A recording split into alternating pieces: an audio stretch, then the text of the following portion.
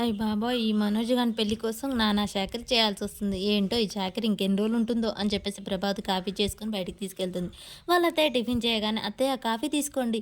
ఇంతలో టిఫిన్ అయిపోయిందా అత్తయ్య? కాఫీ తాగండి అనగానే, "ప్రభా ఇవన్నీ నీకెందుకు రాక రాక ఇన్ని రోజులకొచ్చారు. మంచిగా ఎంజాయ్ చేయండి" అని చెప్పేసి అనగానే, "పర్వాలేదు అత్తయ్య ఇన్ని రోజులంటే చిన్న పిల్లలు అది ఇది ఉన్నారని నీకు ఏం చేసుకోలేకపోయాం. ఇప్పుడన్నా నన్ను మనస్ఫూర్తిగా చేయండి" అనగానే, "అబ్బో! మహానటన నటిస్తుంది కదా!" అని చెప్పేసి సత్యం అంటూ ఉంటాడు.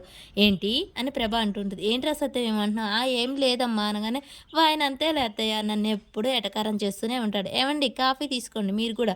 ఎన్ని రోజులైంది ప్రభ నీ చేత్తో తాగి" అనగానే, "ఎటకారం చాలులే అండి. మీరెప్పుడూ నన్ను ఆట పట్టిస్తూ ఉంటారు" అని చెప్పేసి ప్రభ అది కవర్ చేస్తూ ఉంటుంది. ఈలోపే బాలు వచ్చి అక్కడ నిలబడతాడు.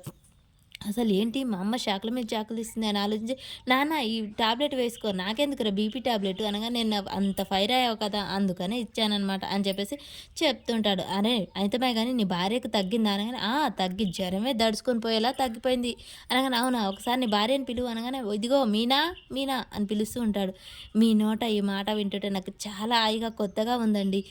ఇంత ప్రేమగా పిలుస్తున్నారో నన్ను, నా పేరు నాకే చాలా కొత్తగా ఉందని మీనా తనలో తను సంతోషపడుతూ ఉంటుంది. వస్తున్నానండి అని చెప్పేసి, "ఇదిగో మీనా తొందరగా రా" అని చెప్పేసి బాలు అనగానే, వస్తున్నానండి. ఏంటండి పిలిచారు" అని చెప్పేసి ప్రేమగా పరుగున పరిగెడుతూ ఉంటుంది.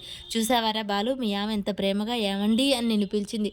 ఇదేం చూసావులేనా నాన్న తన కోమొస్తే ముళ్ళకంప అంటుంది. లేకుంటే ఏరా ఓరే అంటుంది. ఇక చిరాకొస్తే చచ్చినోడా అని తిడుతుంది. అలా పర్వాలేదు లేరా భార్యాభర్తలన్నాక గిల్లి కజ్జాలు ఉంటానంట. అయినా నీ నెత్తిన మొట్టికాయలే. మీరు అలా రెచ్చిపోండి నువ్వు ఆగురా అని చెప్పేసి, ఇదిగో అమ్మ మీనా అని చెప్పేసి దగ్గరికి వెళ్ళి బామ్మ మాట్లాడుతూ ఉంటుంది. ఈలోపే ప్రభావతి అలా చూసుకుంటూ ఉంటుంది. అమ్మ మీనా నీకేమిష్టమో చెప్పు చేపల పులుసు తెప్పినా మటనా అనగానే, ఇంతలో బాలు సత్యం ఉండి మేము వెళ్తామమ్మా అని చెప్పేసి అంటూ ఉంటాడు. ఇక ప్రభావతి ఒక్క నిమిషం ఆగండి అత్తయ్య గారు అని చెప్పేసి పక్కకు గుంజుకొస్తుంది. ఏంటండి మనం ఇక్కడికొచ్చింది ఎందుకు? అదేంటి ప్రభా నువ్వు తీసుకొచ్చి నన్నంటావేంటి అనగానే, అయ్యో సత్యనారాయణ స్వామి గారు ఇక్కడికొచ్చినామంది కాదు. మనం ఈ ఊరికెందుకొచ్చామా అన్న సంగతి అడుగుతున్నాను. నాకేం తెలుసు నీకే తెలుసు. నేనైతే మా అమ్మకు శుభలేఖ ఇవ్వడానికొచ్చాను. నేను డబ్బు కోసమే కదా! మరి డబ్బు కోసం అన్నప్పుడు నువ్వు మా అమ్మని అడుగు. నువ్వు ఇలా కాలక్షేపం చేస్తూ ఎన్ని రోజులుందాం ఇక్కడే అని చెప్పగానే, అయ్యో సమయం సందర్భం రావాలి కదండీ! ఆ సమయం సందర్భం నువ్వు అనుకుంటే వస్తుంది. రాదు కదా! అని చెప్పేసి అనగానే, సరే అని లోనికి వెళ్తూ ఉంటారు. ఈలోపు మీనా బామ్మ కాళ్ళు నొక్కుతూ ఉంటుంది. చూడు ప్రభా నీకు ఒక ఆలోచన ఇవ్వనా? ఇదే కరెక్ట్ సమయం. వెళ్ళి మా అమ్మ కాళ్ళు పట్టుకో డబ్బులు అడుక్కో అనగానే, ఏంటి? అదే డబ్బులు అడుగుతానన్నావు కదా! ఇదే కరెక్ట్ సమయం అని చెప్పి జీవించు అని చెప్పగానే, ఇక ప్రభాత అయ్యో అత్తయ్య గారు ఏమైంది కాళ్ళు నొప్పులా? మీనా నీకెందుకమ్మా శ్రమ? నువ్వులే ఫస్ట్ నేను మా అత్తయ్య గారికి కాళ్ళు పడతాను. అది కాదు అత్తయ్య మా మీనా నిన్నటి దాకా జ్వరం వచ్చింది కదా! నువ్వులే ఫస్ట్ లే నేను పడతాను మా అత్తయ్యకి కాళ్ళు. అయినా చిన్నపిల్లవి నీకేం తెలుసు ఎలా పట్టాలో నేను పడతాలే అని చెప్పేసి మీనాని చాలా ప్రేమగా పక్కకు కూర్చోబెట్టి ప్రభావతి అయితే కాళ్ళు నొక్కుతూ ఉంటుంది.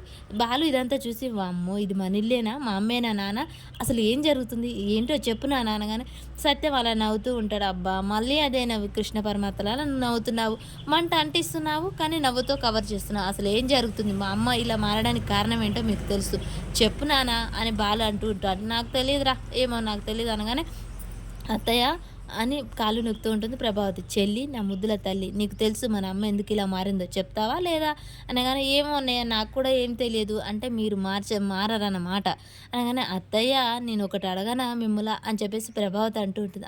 మా అమ్మ ఓపెన్ అవుతుంది ఇప్పుడు రహస్యం బద్దలవుతుంది అనమాట అని బాలు వెళ్ళి చెవు అరుగేసి మరి వింటూ ఉంటాడు.